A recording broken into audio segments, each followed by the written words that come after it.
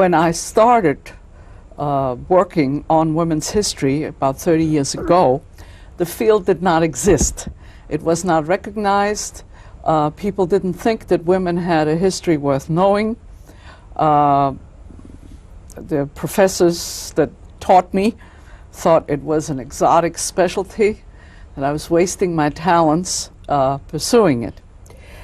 And for women, the looking back to the past has usually been painful, because what we would learn would be an absence. We would learn that women had not done this and they had not done that, and that essentially, according to the traditional view, women had contributed very little to the making of human society, and even less to the making of the intellectual product of Western civilization. Now, I knew that not to be the case. I knew that that was false. I've been working for 30 years in the field of women's history, and the fact is that women do have a history, that they have participated in making history, but that we have not, until very recently, recognized that. And that has created enormous problems for society as a whole, for both men and women. I think the problems are that it has given women a totally wrong impression of their connection to the work of the world. You know what, as I was preparing for this interview, I was reading your book with my wife today, and she asked me, she said, imagine what it would be like for you as a male if all the history you read was about the great achievements of women, that you never read about any great male achievements. And I have to say, I was floored. I had never considered it in that light. And that is one of the worst effects of this omission, that women have no heroines. I always cite as an example that the only heroine that women of my generation and up to my generation grew up with was Joan of Arc. And we all knew what end she came to. That's not a very desirable model. And there was always Molly Pitcher, who in fact is a mythical figure, who hands the water to the men. So the handmaiden, that's all. Now, all of this is false.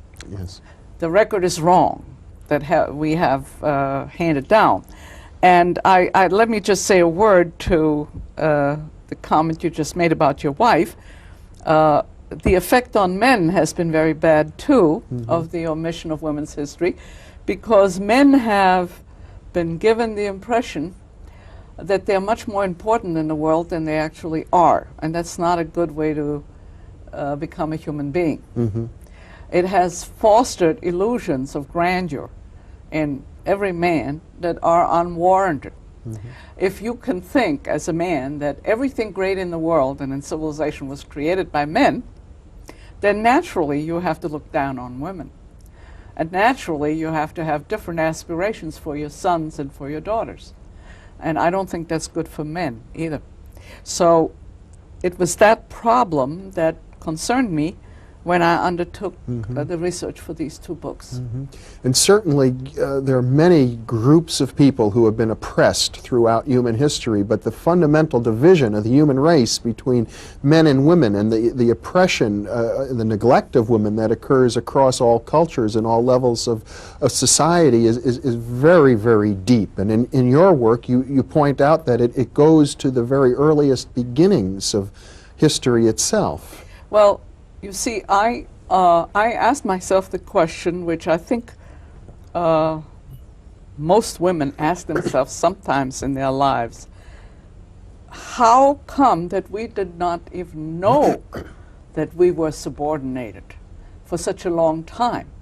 Other groups that were subordinated in history, peasants, slaves, colonials, any kind of group that ethnic minorities, all of those groups knew very quickly that they were subordinated, and they developed theories about their liberation, about their rights as human beings, about what kind of struggle to conduct in order to emancipate themselves. But women did not.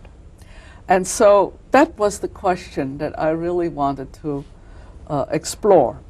And in order to understand it, I had to understand really whether patriarchy was, as most of us have been taught, a natural, almost God-given condition, or whether it was a human invention coming out of a specific historic period.